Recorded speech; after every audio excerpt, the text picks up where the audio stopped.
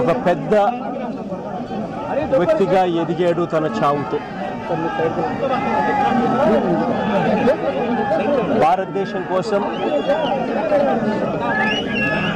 తాను పోరాడుతూ తన చావు వల్ల అనేక మంది మిగిలిన అన్నదమ్ములు అక్కచెల్లెమ్మలకు రక్షణిస్తూ తన ప్రాణాలు కోల్పోయాడు. అలాంటి మురళిని తాడమైతే వెనక్కి తాలేము, కానీ మురళి చేసిన త్యాగానికైతే మాత్రం ఆంధ్ర రాష్ట్రంలో ఉన్న ప్రతి ఒక్కరం కూడా మురళికి ఇప్పటికీ కూడా రుణపడే ఉంటాం. రాష్ట్ర ప్రభుత్వం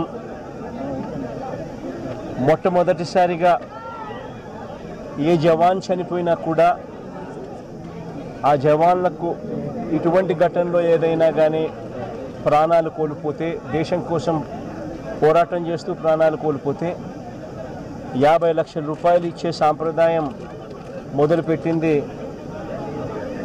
వైఎస్ఆర్సీపీ ప్రభుత్వ హయాంలో మొదలుపెట్టినందుకు చాలా సంతోషపడతా ఉన్నాం.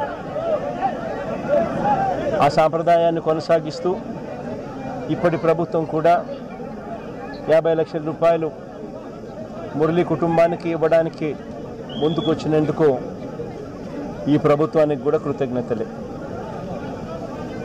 పార్టీ తరపు నుంచి అన్ని రకాలుగా మురళికి అండగా తోడుగా ఉంటాం. పార్టీ తరపు నుంచి ఒక 25 లక్షల రూపాయలు వైఎస్ఆర్ కాంగ్రెస్ పార్టీ తరపు నుంచి అండగా ఉంటూ ఆ కుటుంబానికి తోడుగా ఉండే కార్యక్రమం చేస్తాం. మనిషిని తాలేకపోయినా కూడా తాను చేసిన త్యాగానికి అందరం కూడా అండగా తోడుగా ఉండే కార్యక్రమం అయితే ఖచ్చితంగా జరుగుతుంది. ఇలా కుటుంబానికి మంచి జరగాలని, చనిపోయిన మురళికి తన ఆత్మకు శాంతి కలగాలని దేవుణ్ణి మనసారా కూడా కోరుకుంటాను.